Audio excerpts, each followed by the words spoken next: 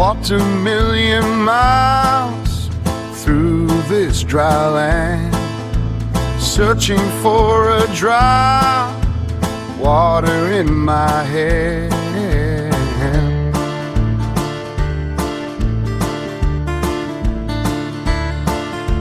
Sun is burning bright, sand beneath my feet. Heart is feeling heavy, hope's a fading beat. Persevere through the desert, chasing dreams that fly. For a single drop of water, keep my spirit high.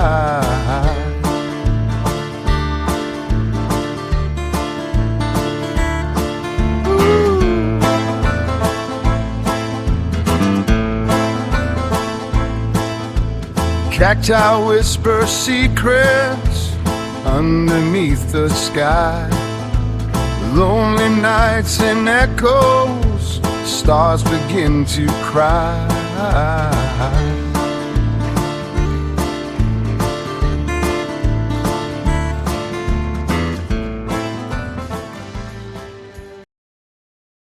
Life's a journey, or so folks like to say. Most people take it slow, feeling their way along, careful, patient, not too eager to get ahead of themselves. But every now and then, there's someone who hears a different kind of call, one that won't let him sit still for long. Greg Anderson was one of those men. He was raised back in Missouri, where the soil was honest and the days were long. His folks were farmers and strict Methodists besides, the kind who believed a man's character was built one sunrise at a time. His father, a quiet sort, taught him early on that freedom was like water, always moving, always finding its way into every corner of life.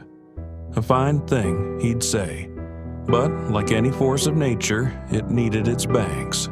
Without them, it could do more harm than good. A man ought to be free, he told his boy, right up until that freedom began to trouble someone else. Greg carried those words with him.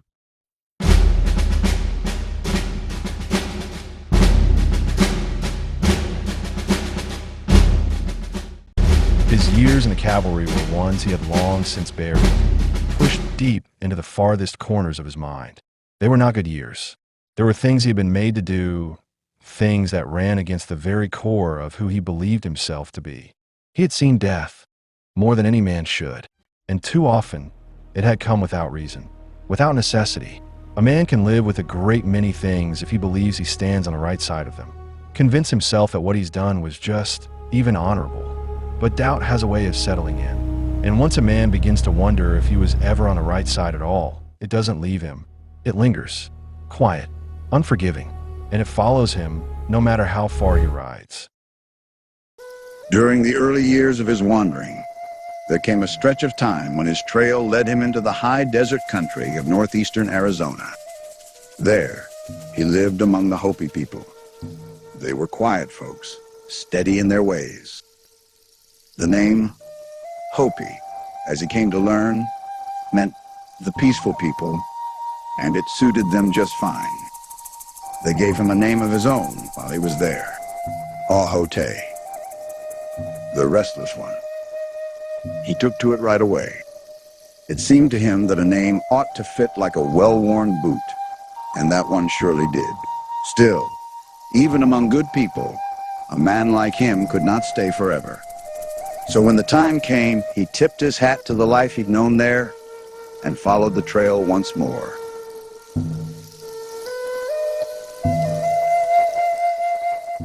During his time among the Hopi, he came to admire a way of life built on balance, humility, and a deep, unbroken connection to the earth. Many of the tribes he encountered shared that same understanding, that the land was not something to own, but something to belong to. Ahote listened more than he spoke. He offered what he could, small gifts, honest work, quiet respect. And in time, some came to accept him. Others did not, and he never blamed them. Too much had been taken from them. Too much had been lost. So he kept moving, from one town to the next, never staying long enough for roots to take hold. He came to know the land the way a man knows an old friend, and he treated it with the same kind of care. Truth is, he favored the solitude. There's a kind of peace a man finds when the only thing tying him down is the horizon ahead. No schedule, no expectations, just the wind and the steady rhythm of a horse beneath him.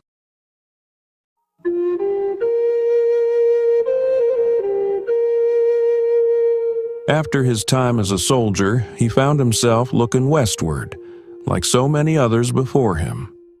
There was something out there calling, something wide and open that a man couldn't quite explain, only feel. Out where the land stretched farther than a man could ride in a day, there was a cowboy who didn't much believe in staying put. Not yet, anyway. He was still young when he took to wandering. The years he'd spent in the cavalry had taught him discipline, sure enough, but they'd also shown him what it meant to live confined, and that never did sit right with him. So he drifted.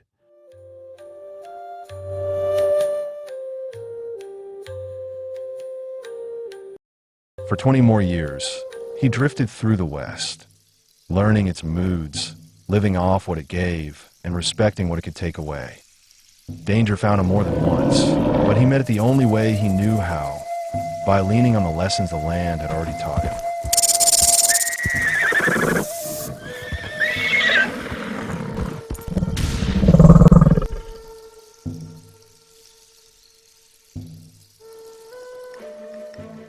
He worked when he had to, riding with cattle drives, mending fence lines, breaking horses, but never longer than necessary. His heart was always set on whatever lay beyond the next rise. While he enjoyed his time alone, Ahote hadn't completely shunned people. In fact, he had spent some time working as a guide for a few wagon trains. The folks making their way west were unfamiliar with the land and with the way of life they were trying to take on. He taught them what he could, warned them of the dangers they would face, and reminded them how important it was to rely on one another. A part of him did enjoy getting to know people like that. There had been times in the past when he stayed a few weeks in different towns, but it hadn't always gone well. Perhaps he had forgotten how to soften his words when speaking with others, but more often than not, a difference of opinion seemed to lead to trouble that followed him longer than he cared to admit. In the end, he came to believe that a life alone was a whole lot easier. So he kept moving. But even a man made for wandering feels it now and again. That quiet pull towards something more. A voice not carried by the wind. A fire not meant to be faced alone. And it was on one of those days, when the silence seemed to linger just a little longer than usual, that Ahote first came upon the town of Pleasant Valley.